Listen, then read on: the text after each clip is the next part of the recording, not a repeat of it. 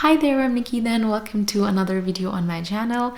Let's talk about the most awaited and requested video from you guys, university related jobs for students in Germany or while being a student in Germany. I personally would like to categorize these jobs into two main categories: technical oriented jobs and non-technical oriented jobs, or let's say technical jobs and non-technical jobs. The reason why I do this is I like to categorize things. I have somehow developed an obsession while doing my PhD to categorize things into categories. But jokes apart, I do this because I believe any kind of job you do in university while being a student can either belong to this category or that category. There is, for me personally, in my opinion, no third category. So let's begin with the technical jobs. Technical jobs are the jobs that require your technical expertise or uses your technical knowledge for a certain task. The most common technical job in university is website development. You go to any university and you will find in some weeks or months an opening for a website developer or a student who knows X platform and who can maintain the website. The reason is pretty simple. Each university in Germany has a website of its own, which means, of course, it has to be maintained. There are sometimes new pages attached to it. There are sometimes old information that has to be removed. So there is always someone required to update the website. Sometimes you're even required to create new pages or sections of website because there is a new professor coming to university and he or she requires a new website of his or her own. Website development is the most common job, in my opinion, that is available in a university if you were studying in Germany.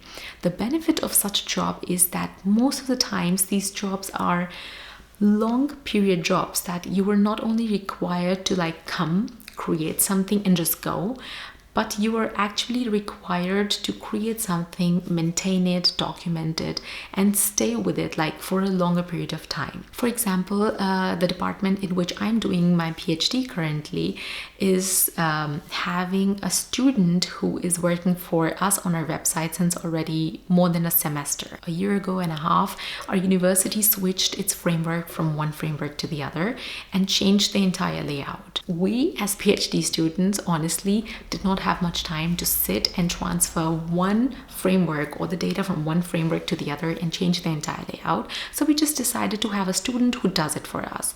The best thing in such jobs is not only that you get to earn money, and also not that they are long period jobs that you just don't go for 3 months, 4 months and the job is over, but also you get to understand the work ethics. Since I did this job myself while being a student in Germany, I would highly recommend that if you know how to develop a website or maintain a website or any tool related to website development, then keep your eyes always open for such jobs. They're always fun. Second kind of technical job is a job where you support or assist a professor in his or her research work. In this, you can have different categories as well. I will start with the first category where you support the professor in his or her research work directly. Now, I can take an example of a computer science department. There are a lot of professors who have developed tools of their own and they're using those tools to have their research done in their own fields. Often it happens that a professor is busy now writing in research papers or writing projects or taking lectures and other things, so he or she does not have much time to now integrate or make a new feature to the tool. So what he does, he hires a student or a team of students to do that. Naturally, in such a kind of a job, you need to be lucky in a way that you should know programming language or the same programming language that the professor uses or use for his or her tool. This job also has its own benefit, not only that it gives you money, and such jobs are also long lasting because you don't have to, or you're not expected to come and in certain weeks understand the tool and just create a feature. You have to understand the entire tool, how it was set up, what is the research behind it, then try to see what you have to implement, and then when you start implementing, it takes time to debug and etc. and it lasts for a longer period of time. The third and the utmost benefit, in my opinion, is that you get hands-on experience with the tool that is being used in the current research. And what is better than this? Irrespective of whether you would like to go into research after your master or bachelor, or you would like to go to a company, this experience that you get working on a tool that belongs to or that connects you to a research of an entire department is wonderful. The second category in which you assist professor in his or her research is where you assist his or her PhD scholars. Like, for example, I remember an ex-colleague of mine, he was doing his PhD or writing his PhD, and in the end of his PhD he did not have much time. He wanted to finish, but he also wanted to implement a certain feature of his PhD to evaluate his work. So what did he do? He took a student who sat with him, understood the entire work, implemented for him, sat with him, and made a tool or a kind of program that he, my ex-colleague, could use to evaluate his work. An additional benefit to this job compared to the job where you assist directly the professor is that when you get to speak to a PhD student, you get to understand how the mind of a PhD student works.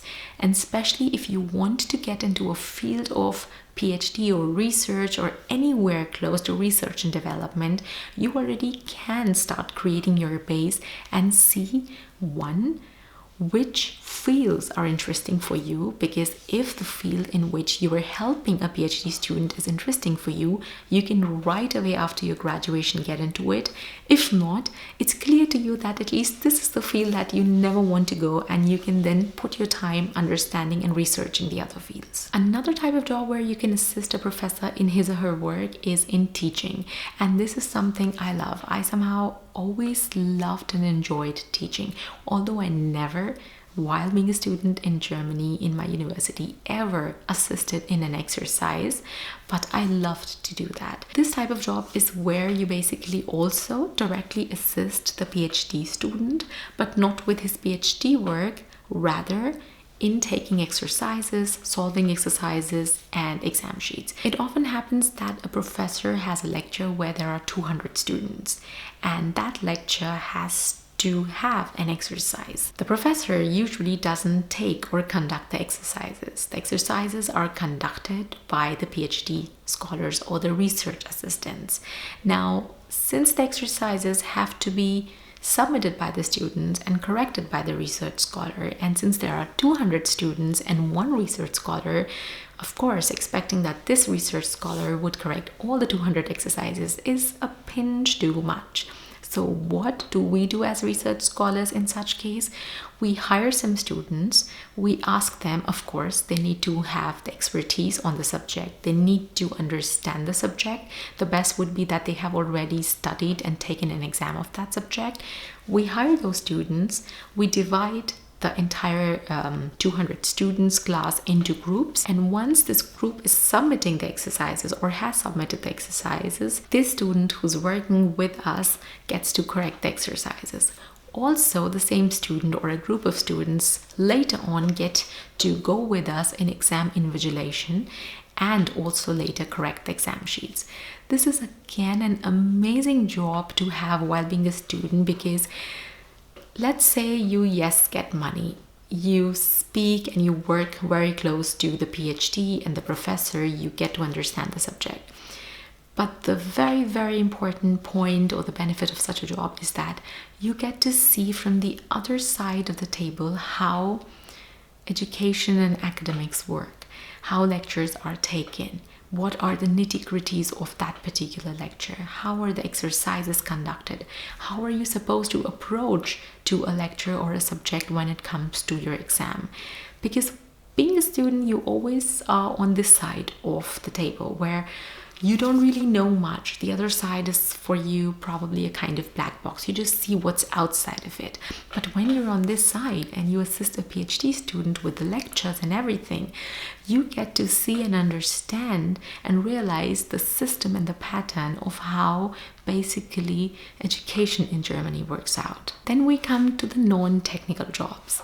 Simply, unlike technical jobs. Non-technical jobs are the jobs that are non-technical and do not require any additional technical requisites from you guys. So one kind of non-technical job would be a job, for example, to pick up students from station and bring them to university. I'll give you a nice example. In my university, we have a department that is an amazing department that works from the visa application to acceptance to arrival and to post-arrival issues of the international students. So this particular department is just working for international students 24/7, and this department hires students like hell. They have students working for them as pickup service. Of course, like if you have a license, you can apply here. You can be the pickup person who goes to the station, picks up the student, brings to university and drop them to their accommodation. You can have a job of answering emails to students who are writing from different countries like India. You can work as a person who's managing their events, and there are endless jobs in departments like these.